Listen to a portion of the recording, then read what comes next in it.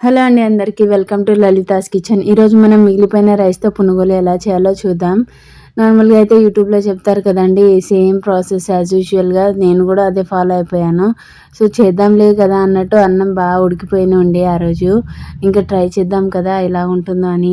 ఇక నేనైతే 2 కప్ వరకు అయితే ఉడికిపోయిన రైస్ అండ్ దానికి 1/2 కప్ వరకు పెరుగు వేసుకొని పేస్ట్ చేసుకున్నాను. సో ఇలాగైతే వచ్చి ఫైన్ పేస్ట్ని అయితే కంటైనర్లో తీసుకున్నాను. ఇందులో 1 టేబుల్ స్పూన్ వరకు ఉప్పు వేసుకున్నాను. అలాగే 3 టేబుల్ స్పూన్స్ వరకు బొంబాయి రవ్వ వేసుకున్నాను.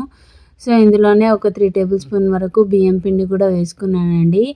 ఇలా ఇందులోనే ఇంకా కొద్దిగా అయితే కట్ చేసిన ఆనియన్స్ ఇంకా కరివేపాకు కూడా వేసుకున్నాను. సో ముందుగానే పేస్ట్ చేసుకున్న జింజర్ అండ్ పచ్చిమిర్చి పేస్ట్ కూడా వేసుకున్నాను. ఇందులో ఇంకా దీన్ని అయితే కలిపేసుకుంటున్నానండి. కావాలంటే దీంట్లో జీరా కూడా వేసుకోవచ్చు, బట్ నేను జీలకర్ర వేసుకోలేదు. ఇంకా దీన్ని అయితే మొత్తం కలుపుకున్నాను. ఇన్ కేస్ కావాలంటే కొద్దిగా వాటర్ కూడా వేసుకొని కలుపుకోవచ్చు, బట్ నాకేం అవసరం రాలేదు. ఇక చూసారు కదా కన్సిస్టెన్సీ ఇలాగైతే ఉంది, కొద్దిగా గట్టిగా. ఇంకా దీన్ని అయితే ట్రై చేసేద్దాం కదా అన్నట్టు ఇంకా దీన్ని అయితే పక్కన పెట్టేశాను ఒక 1/2 అవర్ వరకు. ఇంకా దీన్ని అయితే ఆయిల్లో వేస్తున్నప్పుడు బాగానే వచ్చిందండి. చూస్తున్నారు కదా, నేనైతే నార్మల్గానే వేస్తున్నాను. ఇంక దీన్ని వేసిన తర్వాత అయితే చూద్దాం ఎలా వస్తుందో అని.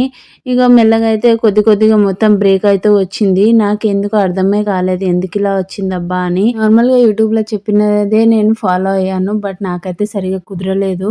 సో ఇలాగైతే కుదరదబ్బా ఎలాగా అని ట్రై చేస్తూ ఉన్నాను. ఒక 2 టైమ్స్ కూడా నేను వేసి ట్రై చేశాను, బట్ ఇదే ప్రాసెస్లో ఇదైతే ఇలాగే బ్రేక్ అయిందండి. సరే ఇంకా ఏముందిలే, ఇది అయినాక తీసేద్దాం, వేరేలా ట్రై చేద్దాంలే అనేసి ఇంకా ఇదంతా అయిపోయింది. సో మళ్ళీ నేను ఇంతకుముందే ఉన్న పిండిలో అయితే కొద్దిగా శనగపిండి కూడా వేసుకున్నానండి.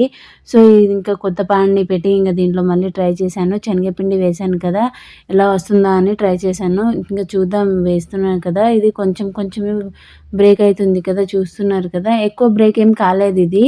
సో వదిలేటప్పుడు అయితే వచ్చింది, బట్ దాని తర్వాత ఏం రాలేదు.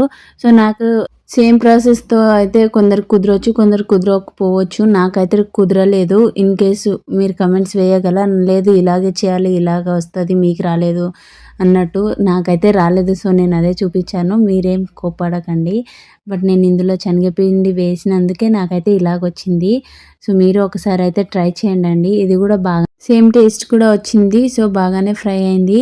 సో మీరు ఒకసారి ట్రై చేయండి, మీకు ఎలా కుదిరింది అనేది కమెంట్ చేయండి. Thank you for watching.